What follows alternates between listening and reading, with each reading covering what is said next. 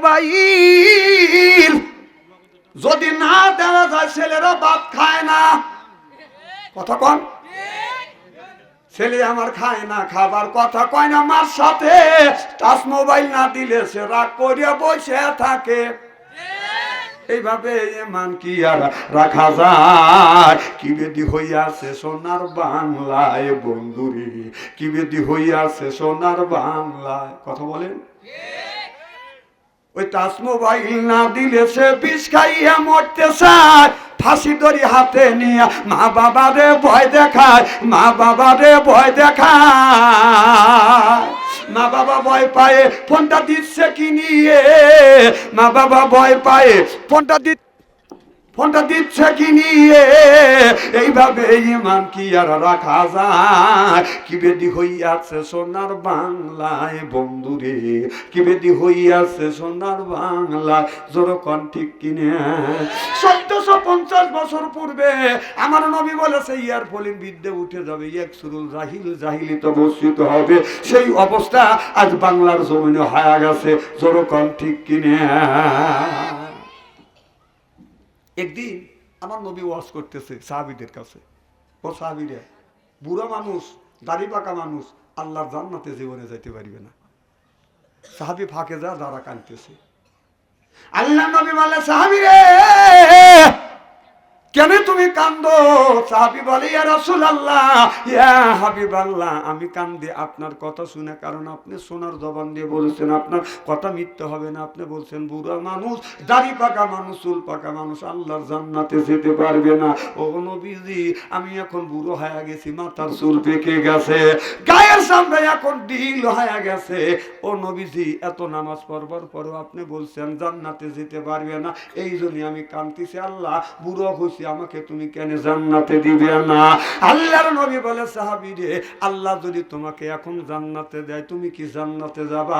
সাহাবী চোখের পানি মুছে দিয়ে মুচকি হাসি দিয়ে বলে, ইয়া রাসূলুল্লাহ, ইয়া হাবিবাল্লাহ, আমি তো জান্নাতে যাইতে চাই। জান্নাতে যাওয়ার জন্যই তো আমি নামাজ রোজা পড়ি। সুবহানাল্লাহ বললেন না? আল্লাহ নবী বললেন, সাহাবী সুযোগ দিলেন 1 মিনিট, কথাটা শেষ করে। এই যে আমি মোবাইল গলা চিপে দিয়ে ধরে রাখছি, আপনারা আধা ঘন্টা 1 ঘন্টা 2 ঘন্টার জন্য মোবাইল একটু চিপে দিয়ে ধরে রাখেন, সাইলেন্স করে রাখেন। যেই ফোন দিক তারপরে একবারে কথা জমা রেখে বলে, আমার ভাইরা আমার, আল্লাহ নবী বললেন, সাহাবী রে তুমি কি জান্নাতে যেতে চাও? মারহাবা, একটু জোরে কও। সাহাবী বলে, নবী গো, আমি জান্নাতে যাওয়ার জন্য নামাজ রোজা পড়ি, হজ করি, যাকাত দেই, এরপরে জিকির আজগার করি।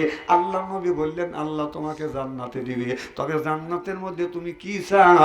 দেখে বলে, ইয়া রাসূলুল্লাহ, ইয়া হাবিবাল্লাহ, ও নবীজি, জান্নাতের মধ্যে আল্লাহ দিলে আমি বেশি কিছু চাই না। বুড়া মানুষ আর বুড়া মানুষের কত আশা আছে। আল্লাহ যদি জান্নাতে দেয়, স্বর্ণের দানে একটা আল্লাহ বিল্ডিং তৈরি করে দেয়।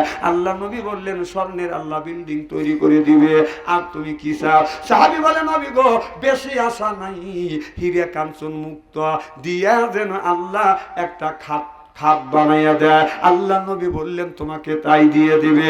খাবারের জন্য তুমি কি চাও? সাহাবী বলে, ইয়া রাসূলুল্লাহ, ইয়া হাবিবাল্লাহ, আল্লাহ যদি আঙ্গুর ফলের বাগান দেয়। নবীজি, ও নবীজি, আমার মুখের একটা দাঁত নাই, সব দাঁতগুলি পড়ে গেছে, আল্লাহ যেন আঙ্গুর ফলের বাগান দেয়। আল্লাহ নবী বললেন, এত ফল থাকতে আপেল ফল, এরপরে পেয়ারা ফল থাকতে তুমি কেন এত ফল থাকতে আঙ্গুর ফলের বাগান চাও? সাহাবী বলে, নবী গো, আল্লাহ যদি আপেল ফলের বাগান দেয়, আপেল ফল আমার মুখের একটা দাঁত নাই, আপেল ফল কামড়াইয়া আমি খাইতে পারবো না। এই হাদিসটা যখন আমি পড়লাম, রাসূল বলেছেন, নবীর সাহাবী বলেছেন, আমি আঙ্গুর ফল খাইতে পারবো না। আর যদি আপেল ফলের বাগান দেয়, আপনারা আপেল ফলের যদি বাগান দেয় খাইতে পারবো না। আঙ্গুর ফলের বাগান দিলে মুখের মধ্যে লেবো, মাছতে দিয়ে ঠাসি মারবো, রসে পেটটা ভরে যাবে। সুবহানাল্লাহ বললেন না? আমি এই হাদিস পড়িয়া এই হাদিসটা যাচাই করবার জন্য আমি একটা আপেল ফল কিনে আনলাম। আমার এলাকার এক দাদা আছে, একটা দাঁতও নেই। আমি দাদাকে বললাম, দাদা এই আপেল ফল তুমি খাইতে পারবে? খাবো, আমাকে সেচিয়ে দাও। কি দাও? না দাদা, সেচে না, আমার আপনার কামড়া খাইতে হবে, আপনার পেট ভরে মিষ্টি খাওয়াবো। আমার পক্ষে সম্ভব না, তবে দেওয়া আমি চেষ্টা করে দেখি। 3-4 মিনিট দাদা এমন ভাবে কামড়াছে সাইজ সুইচ করিয়া যে কোনো রকম ভাবে ফাটান যায় কিনে। 3-4 মিনিট পরে দেখে শোষাও তোলে রেখে আমি আস্তাগফিরুল্লাহ তওবা করতেছি। আল্লাহ তুমি মনে ভাবতে পারো, তুমি ভাবতে পারো তো আমি অবিশ্বাস করছি। আমি অবিশ্বাস করি নাই। হাদিসটাকে যাচাই করবার জন্য আমি একটা আপেল বল কিনে মুরব্বি দিয়ে টেস্ট করছি। আল্লাহ আমি যদি ভুল করে থাকি তুমি আমাকে মাফ করে দিও। সুবহানাল্লাহ। আমি আর চোখের পানি ধরে রাখতে পারলাম না। রসুলের হাদিসটা তো বাস্তব হয়ে গেল। আল্লাহর নবী বললেন সাহাবীরে, আল্লাহ তোমাকে আঙ্গুর ফলের বাগান দিবে। সুবহানাল্লাহ। তবে এক একটা পুরুষকে জান্নাতের মধ্যে যখন দিবে 70 করে বউ দিবে, 70 করে বউ। যাদের বয়স বাদাম 16 থেকে 17, 17 থেকে 18, এর চাইতে বড় হবে না, এর চাইতে বড় হবে না, কমও হবে না। আর জান্নাতি মেহমান যখন বাদাম জান্নাতের মধ্যে যাবে, জান্নাতের হুরেরা জান্নাতি মেহমান পাই রকম করে গায়ের উপরে যখন হাত বুলাইবে, এক নজরে ছায়া থাকবে। 70,000 বছর চলে যাবে, চোখের পলক ফেলবে না। আর রাস্তা দিয়ে ঠান্ডা একজন মহিলা যদি যায়, আপনি যদি এক নজর যদি ছায়া থাকেন, তাহলে আল্লাহ মাফ করে দিবে। দ্বিতীয়বার তাকালে আল্লাহ তার আমল নামে বাদান গুনাহ লিখবে। কথা বুঝতেছেন না আমার ভাইরা? আমার মহিলারা যদি রাস্তা দিয়ে যায়, একবার যদি তাকান আল্লাহ মাফ করবে, দ্বিতীয়বার তাকালে আমল নামায় গুনাহ লিখবে। আর এখন রাস্তা দিয়ে যাই রে মিয়া, রাস্তা দিয়া যায়, পরার যুবতী মিয়া দেখলে কুতকুতাইয়া চায়, যুবক কুতকুতাইয়া চায়। আমি দেখেছি। আপনারা কোন আতর ব্যবহার করেন নাই? কোথায় নেন?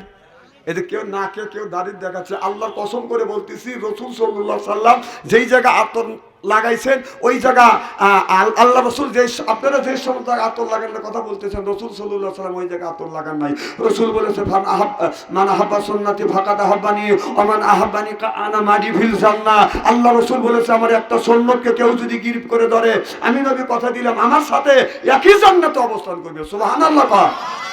অপর হাদিসের মধ্যে আসছে, রসুলের একটা মরা সুন্নতকে কেউ যদি জিন্দা করে 100 গলা কাটা শহীদের সওয়াব আল্লাহ তাআলা আমলনামায় লিখে দিবে। তাহলে আতর লাগানোর কথা ভেবে বলতেছেন, এই আতর লাগানোই জানি না, অত চাষটা লেগালি ফতোয়ার বাহার, অথচ আতর লাগানো জানি না। বাবা মুসলমান, দাদা মুসলমান, আর মুসলমানের বেটা হয় মুসলমান হওয়া বসে আছি। কেউ মনে করে যে আপনার কলমা পড়ি মুসলমান, কেউ মনে মনে ভাবে যে গরুর গোস্ত খালি মুসলমান। এখন হয়ে গেছি পোক্ত মুসলমান, গরুর খুর সহ খাই। হ্যাঁ, গরুর খুরও এখন বর্তমান নিরাপদ নয়। কোরবানিতে সামনে খালি সামনে আসলি ঠ্যাং লিয়া বাড়ির যায়। একদিন দেখে ফাটাস ফাটাস করে আওয়াজ কিসে, হুদুর খুর বেরিয়ে ছেড়াচ্ছে, কম খা খুর খা। অথচ আতর লাগানো জানি না। একটা কথা বলি, শুনবেন তো? আচ্ছা, জামাই গেছে শ্বশুর বাড়ি, শাশুড়ি জামাই দেখে বলতেছে আব্বা বাজান। জামাই চিন্তা করতেছে আমার মা তো এত সুন্দর করে ডাক দেয় না। জি আম্মা। কি আম্মা? জি আম্মা। মা ডাকে এ মা। ও আজকাল শুরু হয়ে গেছে, খুব ভালো করে মাথার মধ্যে ঢুকেন। মা ডাকে এ মা, আব্বাক ডাকে ও আব্বা। শ্বশুর বাড়িতে ডাক দেয় আম্মা জান, আব্বা জান। আসলে কি জান? যেই জায়গা আসে যান ওই জায়গা নাই প্রাণ, আর যেই জায়গা নাই পান ওই জায়গা রাখে যান। মা বাবার ভাই হাত থেকে চুমা খাইলে কিসমত খুলে দেয়। সুবহানাল্লাহ, একটু জোরে কর। মা বাবার ভাই হাত থেকে চুমা খায় না, শ্বশুর বাড়িতে খালি খামচা খামচি করে। নেকি আসে কোথায় আর নেকি খোঁজে কোথায়? কথা বলুন, খালি মাথা জায়গা যাচ্ছে।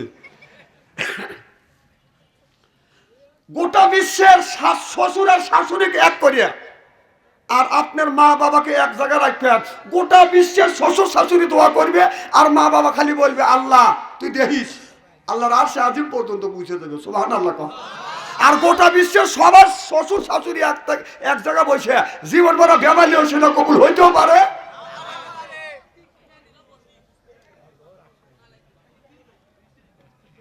বউ রাগ করবি, চিন্তা করতেছে। ও চিন্তাও আছে না, এই চিন্তা থাকা ভালো। সব ওয়াজ করবো না আজকে ইনশাআল্লাহ। এখন শাশুড়ি বলতেছে বাপ, জামাই বলতে জি আম্মা। কয় বাবা দেশে পাট কামলা পাওয়া যাচ্ছে না, তোমার শ্বশুরের অসুখ, পুকুরের পাট পৌঁছে যাচ্ছে, যদি তুলে দিতে হবে তা আব্বার কাজ করতে। ওদের শাশুড়ি পাম্প দিছে। বলতে এই যেই কথা বলছে, ও কাঁসা দিয়ে লম্ফ দিয়ে পুকুরে নামে নদীতে নেমে খালি টুপ করে পচা পাট তুলে দিচ্ছে। শাশুড়ি মনে মনে বলতেছে এক পামেই কাজ হওয়া গেছে। না না, দুলহরি গ্রামে, ফরিদপুর গ্রামের, চন্নারুয়া গ্রামের সালপাল খুব ভালো। এরা শ্বশুর শাশুড়ি পাম্প করে না, খালি বাড়ি থাকে না, রাগ করলি নানার বাড়িও, বা ছোটবেলা রাগ করলি নানার বাড়ি গেছি, নানির বাড়ি গেছি, খালার বাড়ি গেছি, সাওয়াল বিয়ে করার পরে যদি রাগ করে কোনো টাকা যা খুঁজে পেবেন না, শ্বশুর বাড়ি গেলেই পাওয়া যায়। কথা কন না কে?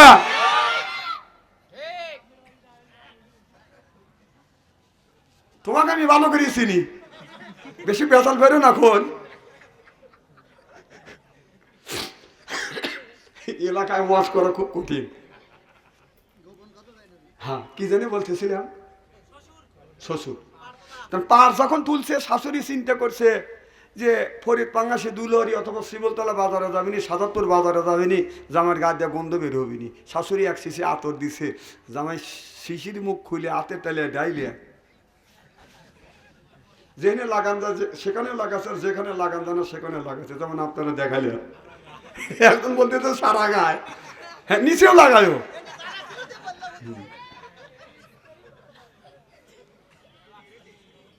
শাশুড়ি চিন্তা করছে জামাই না তামাই, এত লাগাই কোথা, লাগাবে কোথা, লাগাই কোনে।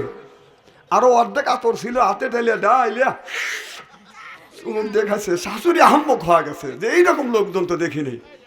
জামাই বিদেহা বাদ চলে গেছে, পরের দিন পুত্র হয়েছে মাই বাড়ি। পুত্র বোঝেন তো, কথা বোঝে না রে। জামাই ভাই এই তো সব কথা কি ভাইয়া বলা লাগবে নাকি? তাই সে বলতেছে মাইমা ভালো আছেন? কয় আসি বাবা। তোমার ভাই বোকা? কয় একটু তো বোকা আছে মাইমা। কি হয়েছে? কার কয় না বাবু, এটা মানুষের মধ্যে বলাই যায় না। কয় কি হয়েছে তো বলেন না। কয় এক শিশি আতর দিছি, শিশির মুখ খুলে হাতে টাইলে ডাইলে সারা গায়ে মাখাইছে, যেখানে মাখান যা সেখানে মাখাইছে, আর যেখানে মাখান যাবে সেখানে মাখাইছে। তারপরে কি হয়েছে? আর বাবু কয় না, এটা আরো বলা যায় না। কি হয়েছে এটা বলেন নাকি? আরো অর্ধেক আতর ছিল, হাতে টাইলে ডাইলে চুমুক দিয়ে গেছে। কয় নয় না, ও ডবল বোকা, ওর সাথে পড়তাই পড়ে না, আতর খাই মুড়ি দিয়ে ওর শুধুই গেছে নাকি।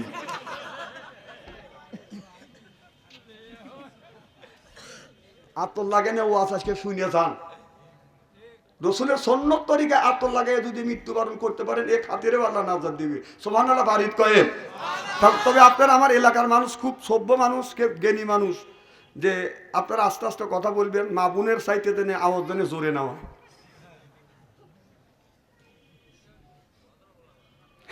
বদ্ধফলন আমি তোমার চিনি। তো এখন রসুল সাল্লাল্লাহু আলাইহি সাল্লাম মসজিদের বারান্দায় মন খারাপ করে বসে আছে। আল্লাহ রসুলের মন খারাপ আল্লাহ সহ্য করতে পারছে না।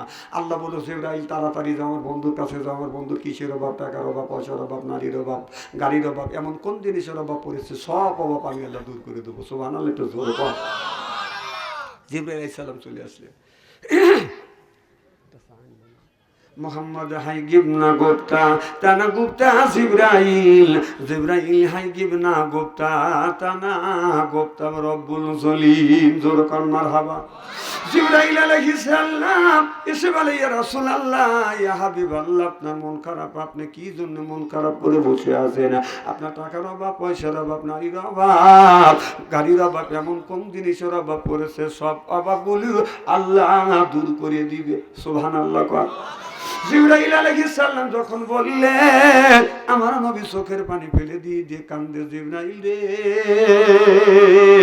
টাকা পয়সা, নারী গাড়ি, কোনো জিনিসের অভাব না, কবরের মধ্যে আমার উম্মতের কি হবে সেই চিন্তায় আমি নবী অস্থির। আমার ভাইয়ের আমার জিবরাইল আলাইহিস সালাম আমার নবীকে নিয়ে বদন বডি সালমানের কবরের পাশে গেলেন।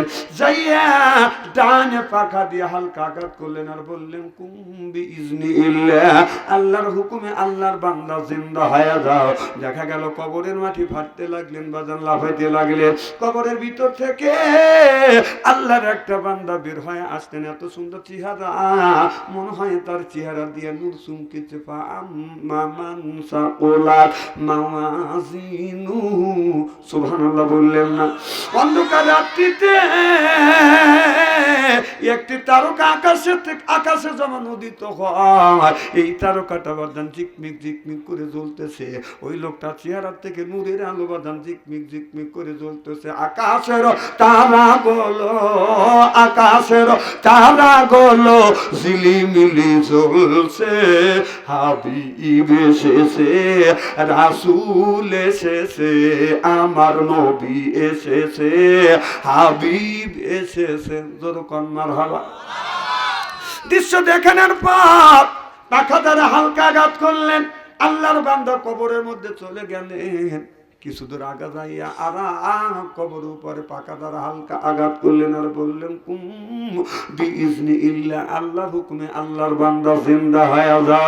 দেখা গেল কবরের মাটি ফাটতে লাগলেন, লাফাতে লাগলেন। কবরের ভিতর থেকে আল্লাহ আর একটি বান্দা বাজান বের হয়ে আসলেন। এত কালো, আপনাদের সোয়েটারের চাইতে বেশি কালো। কথা বুঝতেছেন না? এমন কালো আপনার বেগুন চুলার মধ্যে দিলে যেমন রং হয়, ওই রকম কালো খুশি মানুষ বাদান বের হয়ে আসলেন। আল্লাহ নবীকে দৃশ্য দেখানোর পর পাখা দ্বারা হালকা আঘাত করলেন। আল্লাহর বান্দা বাদান কবরের মধ্যে চলে গেলেন।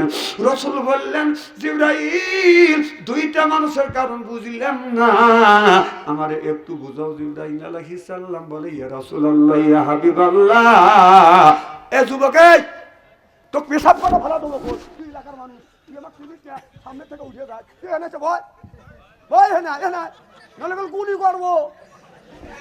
হেলু মনে করছে নাকি? যেসব বক্তা পাইছে শুট করে তুমি উঠে দেবে। ও মেয়েরা মিস কল দিছে না? বসা সহজ, এখানে ওঠা কঠিন। এখানে বাক্স আনসারি মাহফিল, ফেলু মনে করে না।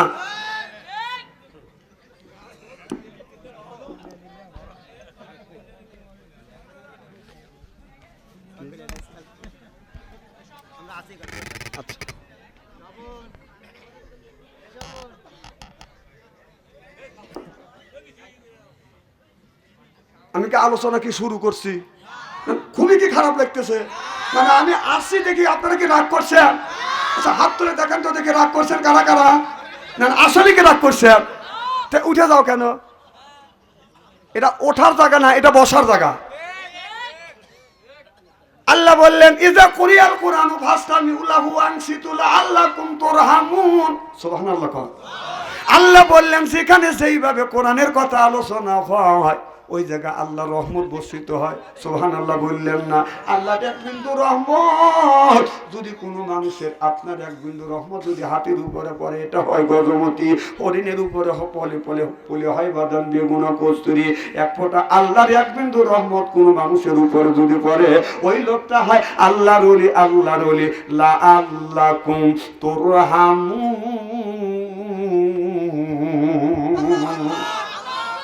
আল্লাহ নবী এইরকম করে সাহাবীদেরকে নিয়ে বাদান কোরআনের কথা বাদান আলোচনা করতেছে। সাহাবীরা নীরবে বাসান বসে গেছে। এদিক তাকান, তালুমালু করেন গেছে, এরা কি একবারে খারাপ? আরে কিসের শাহরুখ খান? শাহরুখ খান তো আমার হাত। আমি হাত টান করে যদি তারা কই ওটেন সাপ, ও ঠ্যাঙ্গে তল দম্বর দেখো, ওরে বাপরে বাপ, আমি চিনি না শাহরুখ খানে। ও তো পিচ্ছি মানুষ। ঠিক, শাহরুখ খান চেনো? হ্যাঁ চেনে, আমি জানি তো চেনো, কিন্তু তোমার আব্বাও চেনে না, তোমার মাও চেনে না। কি যেন বলতেছিলাম? আল্লাহ রাসূল যখন আলোচনা করতেন, ওয়াজ করতেন, সাহাবীরা নীরবে বসে যেতেন। পাখি গাছ মনে করে মাথার উপরে বসে যেত। সুবহানাল্লাহ। এটা জোরে কর। হঠাৎ করে এক সাহাবী চিল্লানি দিয়ে উঠছে। আল্লাহ জিবরাইল আলাইহিস সালাম ওহী নিয়ে চলে আসলেন। এসে বলতে, লা তারফাউ আসওতাকুম ফাওকা সাউতিন নবী। হে নবী বলে দেন, আপনার চাইতে, আপনার কণ্ঠর চাইতে এদের কণ্ঠ যদি আওয়াজ যদি বেশি হয়, তাদের ওদের আমল সহ সব বাদান বরবাদ হয়ে যাবে। চিল্লাইয়া কোন সুবহানাল্লাহ। তাহলে এক আয়াতে আল্লাহ বললেন, যদি তোমরা বসে বসে যদি শ্রবণ করো আল্লাহর রহমত বর্ষিত হবে। আর এক আয়াতে বলতেছে এখানে যদি বেয়াদবি করা হয় অতীতের জীবনের আমল সব বাদান গর্বত হয়ে যাবে। তাহলে আমরা সভ্যতা নিয়ে বাদান আলোচনা শুনবো কি শুনবো না? কি যেন বলতেছিলাম এর আগে? আল্লাহ নবী সুবহানাল্লাহ রাসূল সাল্লাল্লাহু আলাইহি সাল্লামকে বললেন, 2 নম্বরে লোকটা দেখালেন কাবু কুসিরি। নবী বললেন দুইটা লোকের কারণটা কি আমার একটু বুঝাও। জিবরাইল আলাইহিস সালাম বলে ইয়া রাসূলুল্লাহ ইয়া হাবিবাল্লাহ, প্রথম নম্বরে যে এই মানুষটাকে দেখানো হলো এই মানুষটা কোনোদিন নামাজ ছাড়ে নাই, এই লোকটা রোজা ছাড়ে নাই, হজ ছাড়ে নাই, যাকাত ছাড়ে নাই, ধর্ম নিরপেক্ষ মতভেদকে ঘৃণা করেছে, আল্লাহর বিধিবিধান মানছে বিদায় আমার আল্লাহ কবরটা ফুলের বাগান বানাইছে। জোরে কোন সুবহানাল্লাহ। আল্লাহ বলে ইসলাম, ইসলাম ছাড়া অন্য কোন তন্ত্রমন্ত্র জাতীয়তাবাদ ধর্ম নিরপেক্ষ মতভেদ কেউ যদি কায়েম করে ফাল ইউকুবাল মিনহু, ওর নামাজ রোজা হজ আর যাকাত আল্লাহর দরবারে কবুল হবে না, হতে পারে না, হওয়া সম্ভব না। ওহুয়া ফিল আখিরাতি মিনাল খাসিরিন।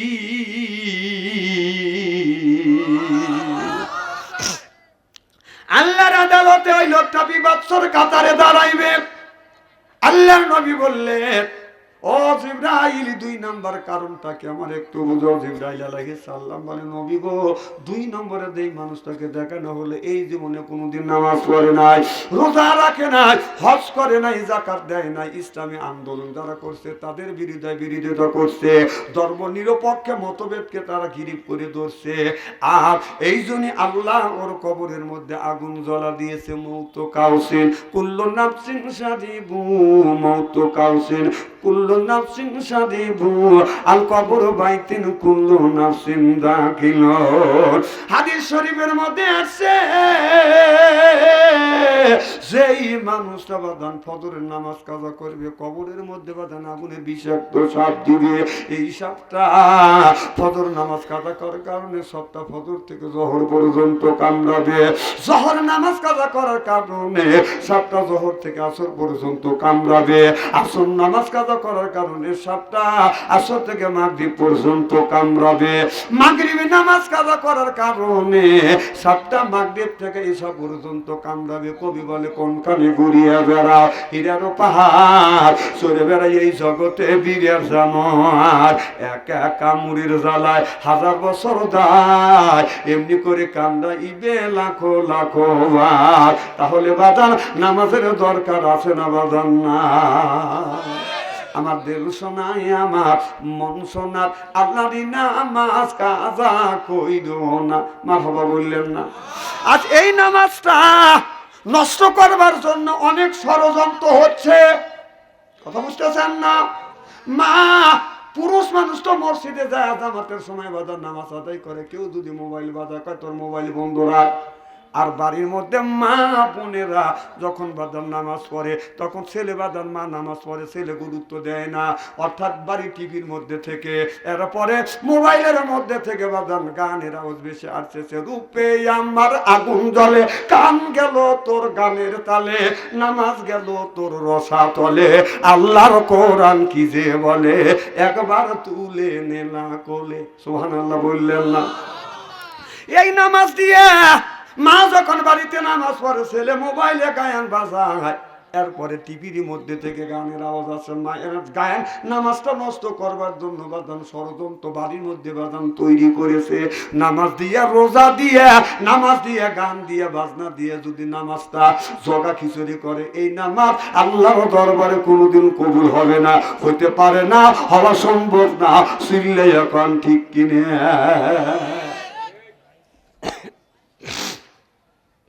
এই না দেখলে ছায়া থাকে না, বুড়া মানুষ ছায়া থাকে এইরকম করিয়া। কথা কম হাসেন না, কথা খাবে মিলেলে। এই ওয়াজ করছি যে মেয়েদের দিকে যদি এক নজর তাকান যায় আল্লাহ মাফ করে দিবে, দ্বিতীয়বার তাকালে আমল নামায় গুনাহ লিখবে। আর যুবকেরা খালি কমান করে আর কল দিয়ে বলে যে হুজুর একবার তাকালে যদি গুনাহ লেখে, একবার তাকালে যদি মাফ করে দেয়, 2 বার যদি তাকাই আল্লাহ যদি আমল নামায় গুনাহ লেখে, হুজুর এক নজরে 1.5 ঘন্টা চায়া থাকবো। এত দুষ্টুর দুষ্টু। একদিন বলে হুজুর খালি মেয়েদের পক্ষে কথা কন আর আমাদের বিরোধিতা করেন। রাস্তা দিয়ে গেলে ডাইনে তাকালে মহিলা, বামেও তাকালে মহিলা, সামনে তাকালে মহিলা, পিছলে তাকালে মহিলা। হুজুর তাকানোর জায়গা নাই। উপরের দিকে যদি তাকায় দোতলার উপরে থাকে 3 মহিলা, মাথা বাইর করে তাকাবো কোথায়? আমি বললাম কোরআনের মধ্যে আল্লাহ বলছে কুল্লিল মুমিনিনা ইয়াগুদ্দু মিন আবসারিহিম, নিচের দিকে তাকা। সুবহানাল্লাহ, একটু জোর কর। পাশানে রাস্তা নেই, সেই পাশ দিয়ে পাশাতে যাবেন, সেই পাশ দিয়ে আল্লাহ সেই রাস্তাটা বাদাম বন্ধ করে দিয়েছে। খুব খারাপ লাগতেছে নাকি? খুব ষড়যন্ত্র হচ্ছে।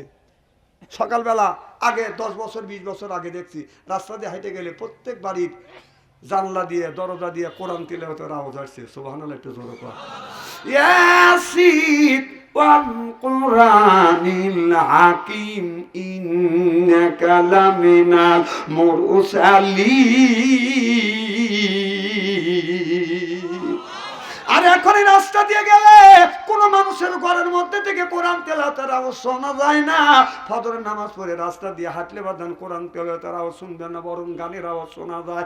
দেখা যাচ্ছে একদিন বাদান আমাদের সাদাতপুর তো ভালো করে জানেন, আপনার যারা ধনী হয়ে গেছে এখন তারা সকালবেলা তার মেয়েদেরকে হারমোনি দিয়ে গানের বাদান তেলিং দেয়। দেখে কয় তুই তো আজ ভুলেই গেছিস মল্লিকাদের না, সেই এখন কোনটা পড়ে বধু বেশি দূরের গায়ে যায়। যেদিন গেছে সেদিন কি আর ফিরে পাওয়া যায়? ওরও অত্যাচারে কোরআন পড়া দেয়, এখন প্রতিবাদ করতে হয়। তুই আজ ভুলেই গেছিস, ও সরি তুই আজ ভুলেই গেছিস আল্লাহ নবীর নাম। নবী আমার মদিনাতে আসে শুয়ে, কে করে তার কাম? হারমোনিয়াম আর বাজাস না, ইবলিস দিছে পাম। তুমি কইরো না পাম পাম, মোল্লাগারে বাইরে গেছে দাম। এখনো সময় আছে, মুখে লাও আল্লাহ নবীর নাম রে, আল্লাহ নবীর নাম। সিল্লে এখন ঠিক কিনে নারে তাকবীর।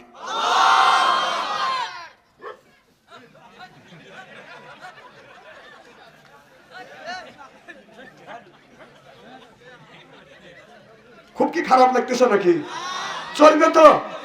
এটা তাকবীর দেন, নারাই তাকবীর। হ্যাঁ, তোমরা যেভাবে আল্লাহু আকবারে তাকবীর দিলে আমাদের সাদাতপুর শহরের 3 জন মহিলা যদি জরকা করে আওয়াজ তোমাদের চাইতে বেশি হয়। রেডি? নারাই তাকবীর। এই আল কোরআনের আলো, এই আল হাদিসের আলো, টেলিভিশনের আলো, হ্যাঁ জ্বলাও। সারা সর্বনাশ করে ফেলেছো টেলিভিশনের আলো জ্বলাইয়া। ঘর নষ্ট, বাড়ি নষ্ট, ছেলে নষ্ট, মেয়ে নষ্ট, বউ নষ্ট, সব নষ্ট করছে এই টেলিভিশন আর মোবাইল এসে। কথা বল না কে? এদিন আমি মাঝে মধ্যে বলি, কোন পীর সাহেবের হাতে যদি টাচ মোবাইল থাকে, ওর যে চরিত্র ভালো আছে আমি বিশ্বাস করি না, ওই 1 নম্বর লুচ্চ।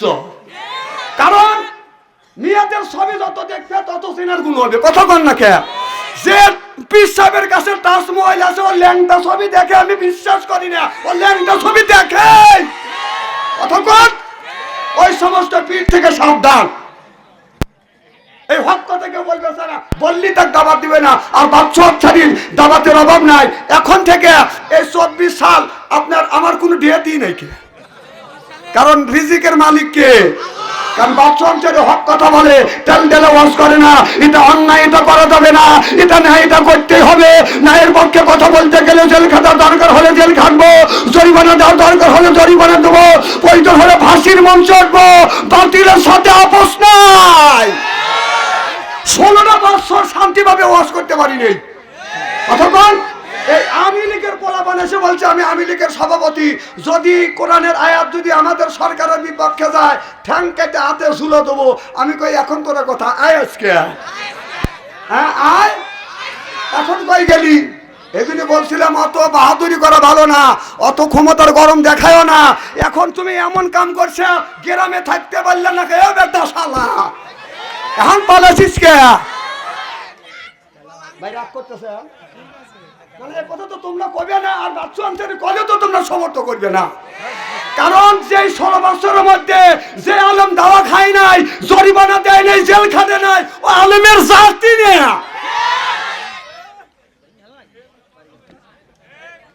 খারাপ লাগতেছে নাকি?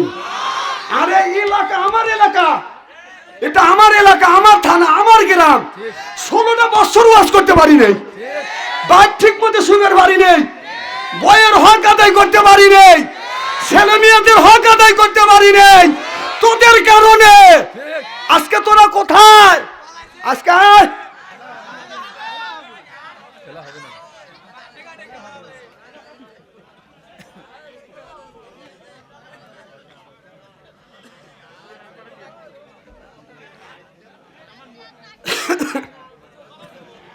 বাজান, কোরআনের মধ্যে হক কথা আছে না নাই?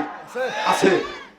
এই জন্য কোরআনের একটা আয়াত আছে, আসছে ইন্নাল ইনসানা কাফুরা ইন্নাল ইনসানা লা ইয়াগ, মানে ইন্নাল ইনসানা কাফুরা লা ইন্নাল ইনসানা লা ইয়াগ, এই মানুষ জাতি ভুলে যাওয়ার জাত, অকৃতজ্ঞর জাত। 16টা বছর দেশটাকে লুটে বুটে খায়া দেশটাকে সারে সর্বনাশ করে গেছে। সেই তাকে আবার আনার জন্য চাষটালে বসে কিছু লোক কাঁদে, মা আসো, মা আসো। না না, তোর মা যে আসবে, 16টা বছর তোর মা কি করে গেল? না, তোর মা মা যে করিস, মাকে যে ভালোবাসিস, মা যে টুক করে দেশ থেকে মামুর বাড়িতে পালা গেল, তাহলে তোদের কি অবস্থা করলো? টাঙ্গাইল গেছি মাহফিলে 20 তারিখে, আমাদের এলাকায় এক নেতা ওই জায়গায় দেখা হয়েছে, আমার হাত ধরে জড়া ধরে চিকুর, কম কান্দ কে, হুজুর বাড়ি ছাড়ছি, কম কবে, স্বাধীনের পরে, কম বাড়ি ছেড়ছ কে, হুজুর এই মহিলার পিছনে থেকে, এই মহিলাকে খুশি করার জন্য, এই মহিলাকে ক্ষমতা রাখার জন্য ভাইয়ের সাথে দ্বন্দ্ব করছি, বাবার সাথে দ্বন্দ্ব করছি, গ্রামবাসী ধরে ধরে মারছি এক ক্ষমতা রাখার লেগে, কত মানুষের জ্বালা যন্ত্রণা দিছি। আর সে চলে গেল, আমার কইল না, সে টুক করে চলে গেল, আমার সাগরে ভাষা চলে গেল। আমার কথা কি বুঝতেছেন? যেটা মা মা করলি, মা তো মামুর বাড়িতে পারো, সে তগার গতিটা কি, তগাদের গতিটা কি?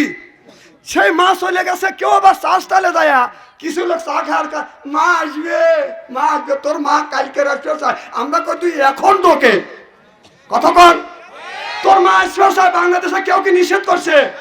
তোর মা তাড়াতাড়ি আসুক, আয়নাঘর তোর মার জন্য অপেক্ষা করতেছে।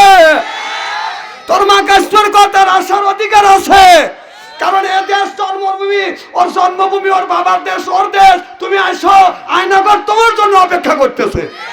দুই একটা আলেম ওলামাকে তুমি কষ্ট দাও নাই।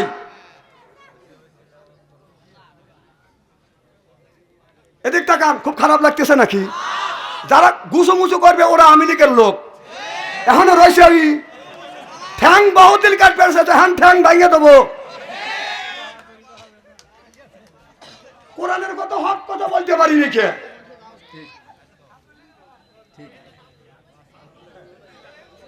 যে লিখে করো 10 দিন। ডাক্তার ইন্নুস আছে, ডাক্তার শোনেন, ডাক্তার ইন্নুস আছে, এতদিন খালি দোয়া ইন্নুস পড়তে থাকো, দোয়া ইন্নুস পড়ো। যখন নির্বাচিত সরকার আসবে, ইটের ডেল দিছ না, পাথরের ডেল খাওয়া লাগবে, পাথরের ডেল। ভাবছো কি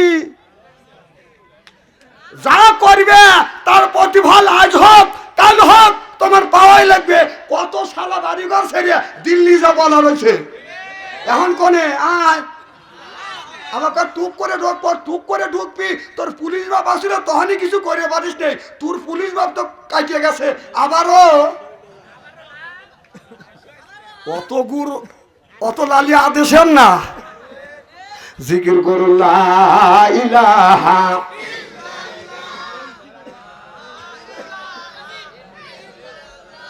জিকির করুন লা ইলাহা, লা ইলাহা ইল্লাল্লাহু মুহাম্মাদুর রাসূলুল্লাহ সাল্লাল্লাহু আলাইহি ওয়াসাল্লাম। আমার ভাইরা, আমার নবী যখন কোরআনের দাওয়াত দিতে লাগলেন, কি হলো আবার? কাটে গেছে মাইক। কোরআনের দাওয়াত রাসূল এগুলো যখন মানুষের কাছে যখন দিতে লাগলেন বাদান, আবু লাহাব বাদান সহ্য করতে পারে না। আবু লাহাব বাদান খেপে গেল। হাদিস শরীফের মধ্যে আসছে, আমার নবী বংশের মানুষকে ডেকে নিয়ে বাদান পাহাড়ে চলে গেলেন। এবার নবীর চাচা আবু লাহাব আমার নবীরে বললেন, বাতিজা কিসের জন্য তুমি ডাকছো? এবার আমার নবী বলে, চাচা আমি আপনার বাতিজা, আমি লা ইলাহা ইল্লাল্লাহ মুহাম্মাদুর রাসূলুল্লাহ লা ইলাহা ইল্লাল্লাহ দাওয়াত দেওয়ার জন্য আসছি। আপনারা কলমা করে মুসলমান হন, আর আমি নবী, আমাকে নবী বলে স্বীকার করো। জোরে কর মারহাবা। আবু লাহাব সঙ্গে সঙ্গে বড় একটা পাথর তুলিয়ে আমার নবীর দিকে ছুঁড়ে মারলেন আর বললেন, তাব্বাল্লাকা ইয়া মুহাম্মদ, তুমি ধ্বংস হয়ে যাও। আল্লাহর নবী আকাশের দিকে তাকিয়ে বলে, আল্লাহ তুমি আমার কওমেদের মধ্যে, আমার আত্মস্বজনের মধ্যে, বাপ চাচাদের মধ্যে কলেমার দাবাত দেওয়ার কথা বলছে, আমি কলেমার দাবাত দিছি। ও আল্লাহ, আমার চাচা আমাকে না বুঝে পাথরে নিক্ষেপ করছে। আল্লাহ ডাক দিয়ে বলে, বন্ধুরে আপনি চিন্তা করবেন না, তাব্বাত ইয়াদা আবি লাহাবে ওয়া তাব।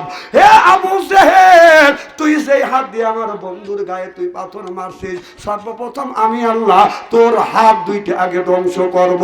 চিল্লে এখন মারহাবা। কারণ ডেল দিল একটা, ডান হাত দিয়ে ডেল দিছে, এক হাত ধ্বংস করবার কথা। আল্লাহ কেন দুই হাতের কথা বললো? দুইটা হাত আগে ধ্বংস করব। সুবহানাল্লাহ বললেন না? কারণ হলো এই ডান হাত দিয়ে এরকম করে ডেল দিছে, বাম হাতটা এরকম শক্তি সঞ্চয় করছে। এই জন্য ডান হাতও যেরকম দোষী, বাম হাতটা বাদাম তেমন দোষী।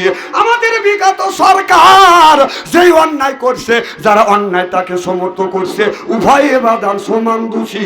চিল্লে এখন ঠিক কিনা? এদিনই রসুল আল্লাহ বললেন, ডান হাত দিয়ে ডেল দিছে আর বাম হাত শক্তি সঞ্চয় করছে। এজন্যই ডান হাত যেমন দোষী, বাম হাতও তেমন দোষী।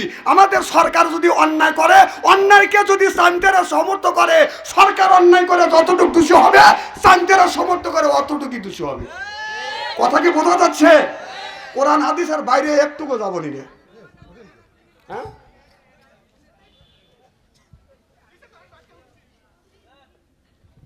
খুব খারাপ লাগতেছে ভাই। ওই যে এখান থেকে পাড়ার বসার কিছু ব্যবস্থা করে দেন। সাল বল তো আসবে এখন, জানি তো বাচ্চা ছেড়ে উঠছি। 16 বছর ওয়াজ করতে পারি নেই এলাকায়, দুঃখ ধর জায়গা নাই। মারহাবাটি জোর কর, নারে তাকবীর। 16 বছরের ওয়াজ আজকে 2-3 ঘন্টা করে যাবো। রাজি আছেন তো ইনশাআল্লাহ? নারায়ে তাকবীর। এই আল কোরআনের আলো, নারে তাকবীর। আমার ভাইরা আমার, এবার আবু লাহাব যখন আল্লাহ বললেন, আবু লাহাবের বিবি উতবা জান আল্লাহর নবীকে কম জ্বালা যন্ত্রণা করে নাই। আল্লাহর নবী আপনার কাবা ঘরে চত্বরে বসে বসে নবী আমার কোরআন তেলাওয়াত করতেছে। এবার আবু লাহাবের বিবি উম্মে জামিল আপনার কোমরে বাঁধান, আপনার কি বাঁধছে? কোমরে কাপড় বান্ধিয়া, আর বলতেছে মুহাম্মদ সাল্লাল্লাহু আলাইহি সাল্লাম কই, আজকে ওকে দুনিয়ার থেকে বিদায় করে দিব। আবু লাহাবের বিবি উম্মে জামিলেরও পাওয়ার কম না। এদিকে স্বামী হলো বাঁধান আবু লাহাব হলো স্বামী, আবু লাহাব একটা নেতা, তার বিবি হলো বাদাম নেত্রী। এদিকে উম্মে জামিলের বাবার নাম হলো আবু জেহেল, আবু জেহেল নেতা, তার মেয়ে হলো বাদাম নেত্রী। স্বামী হলো নেতা, তার বউ হলো বাদাম নেত্রী। পাওয়ার কি বাদাম কম? কথা বুঝতেছেন না? দুই দিকে পাওয়ার, এদিকে বাবা বড় নেতা, স্বামী আবু লাহাব বড় নেতা, তার বিবির নাম হলো উম্মে জামিল। উম্মে আবুল জেহেলের মেয়ের নাম হলো বাদান উম্মে জামিল। এটা হলো আবু জেহেলের মেয়ে, আবু লাহাবের সাথে বাদান বিয়ে দিছে। তাহলে দুইটা নেতার মেয়ে, তিনি বাদান দুই পক্ষের থেকে বাদান নেত্রী হয়েছে। কথা বুঝতেছেন না? পাওয়ার তো বাদান অনেক আছে, অনেক পাওয়ার আছে। এই পাওয়ার নিয়ে বাদান আপনার আমার নবীকে মারার জন্য গেছে কোমরে কাপড় বান্ধিয়া। কই মুহাম্মদ, আজকে তোর রক্ষা নাই, তোকে আজকে দুনিয়ার থেকে বিদায় করে দিব। এমন সময় হযরত আবু বকর সিদ্দিক বলে, ইয়া রাসূলুল্লাহ, ইয়া হাবিবাল্লাহ, ওই যে আবু লাহাবের স্ত্রী উম্মে জামিল আসতেছে আপনাকে মারবার জন্য। নবী গো, আপনি পালিয়ে যান। আল্লাহ নবী বলে, না না, আমার আল্লাহ আমাকে রক্ষা করবে। জোরে কোন সুবহানাল্লাহ। আমার নবী কোরআন তিলাওয়াত করে, শুধু কোরআন পড়তেছে আর বলতেছে ইয়াসিন ওয়াল কুরআনিল হাকিম ইন্নাকা লামিনাল মুরসালিন। ইয়া মানে হে, সিন মানে সাইয়েদ, বাংলা অর্থ হলো নেতা। হে নেতা, ওয়াল কুরআনিল হাকিম। আল্লাহ বলে বিজ্ঞানময় কোরআনের কসম খা বলতেছে। আল্লাহ বলতে ইয়া মানে হে, সিন মানে সাইয়েদ, বাংলা অর্থ হলো নেতা। এখানে আলেম ওলামা আছে, একটু জিজ্ঞাসা করে দেখুন। আল্লাহ বলতেছে হে নেতা, ওয়াল কুরআনিল হাকিম। আল্লাহ বলতেছে বিজ্ঞানময় কোরআনের কসম খায়া বলতেছি ইন্নাকা লামিনাল মুরসালিন।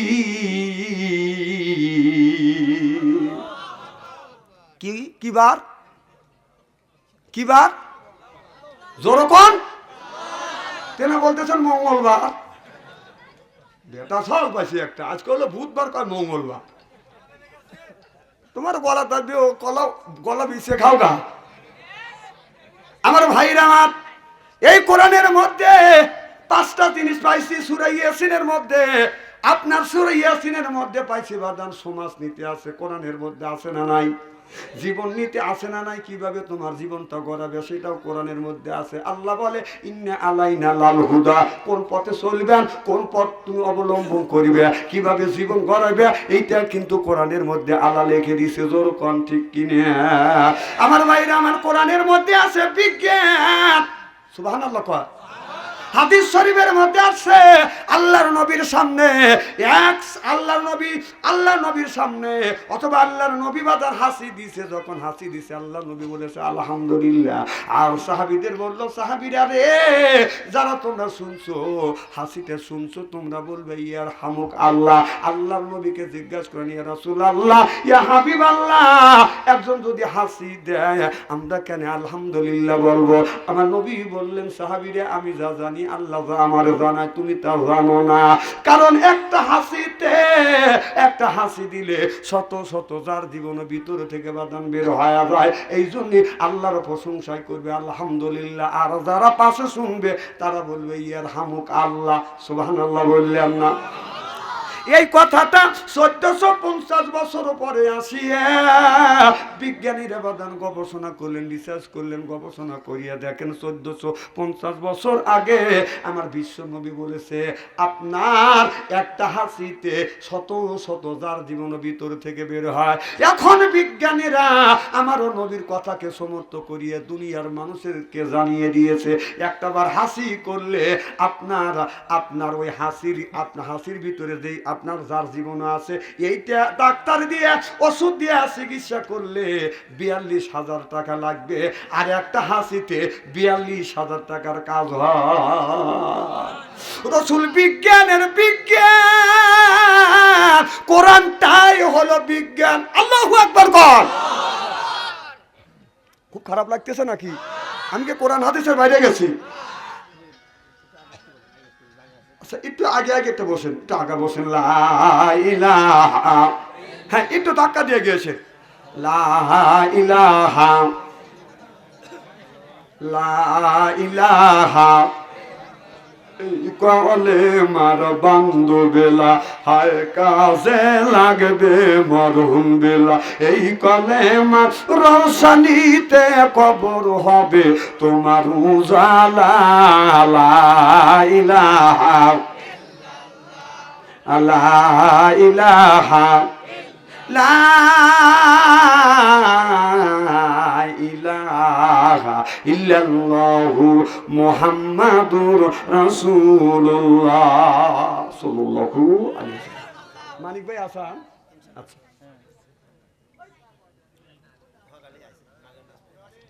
খুব খারাপ লাগতেছে আর ঘন্টাখানি আসান তো আলহামদুলিল্লাহ। আমার ভাইরা আমার, উম্মে জামিল আবু লাহাবের স্ত্রী যাইয়া বলে কই মুহাম্মদ আজকে জীবন নিলে শেষ। কথা বুঝতেছেন না? কিন্তু দেখা গেল আমার নবী আপনার কোরআন তেলাওয়াত করতেছেন, এবার উম্মে জামিল যা বলতেছে, আবু বকর সিদ্দিককে বলতেছে, আবু বকর তোমার নবী কই, যে বাপ দাদার ধর্মের মুখে চুনকালি মারতেছে কই, আজকে তাকে কোথায় পালাচ্ছে, আজকে তাকে আমি শেষ করে দিব। হযরতে আবু বকর সিদ্দিক আলহামদুলিল্লাহ বলে, আল্লাহ শুকর আদায় করে। আবু বকর সিদ্দিক বলে, আমি দেখি আমার নবী কোরআন পড়তেছে, উম্মে জামিল চোখে দেখতেছে না। দেখা গেল আল্লাহর রহমতের চাদর দিয়ে আমার নবীকে ডেকে রাখছি। আমার ভাইরা আমার, উম্মে জামিল মারার জন্য চেষ্টা করছে, কিন্তু একটা হাদিস শরীফের মধ্যে দেখছি আমার নবী কাবার চত্বরে রাত্রির বেলা বাদান কোরআন তেলাওয়াত করতেছে। আপনার আবু লাহাব রাস্তা দিয়ে বাদান আসতেছে গভীর রজনীতে, কিন্তু কোরআন তেলাওয়াতও এত সুন্দরভাবে বেশি আসছে। আবু লাহাব মনে মনে চিন্তা করলো, এত সুন্দর আওয়াজ কোত্থেকে বেশি এসে, আস্তে আস্তে আগাজা দেখে আমার নবী যে ঘরে বসে কোরআন তেলাওয়াত করতেছে। আবু লাহাব উকি মারে দেখে আমার ভাতিজা মুহাম্মদ সাল্লাল্লাহু আলাইহি সাল্লাম কোরআন তেলাওয়াত করতেছে। আবু লাহাব মুগ্ধ হয়ে গেছে, আল্লাহ আমার ভাতিজা জবান থেকে কোরআনের আওয়াজ এত শ্রুতি মধুর লাগতেছে যে আল্লাহ যে নবীর উপরে কোরআন নাযিল করছে, আর সেই ব্যক্তি যদি কোরআন তেলাওয়াত করে তাহলে কোরআনের আওয়াজটা কত সুন্দর হতে পারে, কত মজা হতে পারে। চিল্লাইয়া কান মারহাবা। আবু লাহাব মুগ্ধ হয়ে গেছে, আমার এতিম ভাতিজা এত সুন্দর কোরআন তেলাওয়াত করে, এত সুন্দর কোরআন তেলাওয়াত তো শুনি নাই। মানুষ দেখবে বিদায়, মানুষ দেখলে বলবে আবু লাহাব নেতা মানুষেও কোরআন তেলাওয়াত শুনতেছে, কিন্তু বাড়িতে বাদান চলে আসলে না, বাড়িতে আসিয়া আর বাদান চোখে বাদান ঘুম হয় না। ওই জামানার কিছু মানুষের ঘুম পাড়ানোর জন্য বাদান আপনার ট্যাবলেট খাইতো, ওষুধ খাইতো চোখে ঘুম আসার জন্য। আর আবু লাহাব বলে, আমার ট্যাবলেট খাওয়া লাগে নাই, আমার ভাতিজা কোরআন তেলাওয়াত করছে, আমি শুনছি, বাড়িতে এসে বিছানায় পিঠ দিছি, আমার চোখে ঘুম ফেরেশ ঘুম হয়ে গেছে। একজন কাফের বলেছে, আমার ঘুমের ট্যাবলেট লাগে নাই, ভাতিজা কোরআন তেলাওয়াত করছে, আমি শুনছি, বাড়িতে আসিয়া বিছানায় পিঠ লাগাইছি, ঘুম এসে গেছে। সুবহানাল্লাহ কোন। আর এখনকার মানুষের কোরআনের কথা শুনলে গার মধ্যে জ্বালাপেলা করে, উঠে মাহফিল থেকে চলে যায়। তাহলে আমরা কি কাফের? কাফেরেরা কোরআনের কথা শুনলে আত্মা মরে গেছে, কোরআনের কথা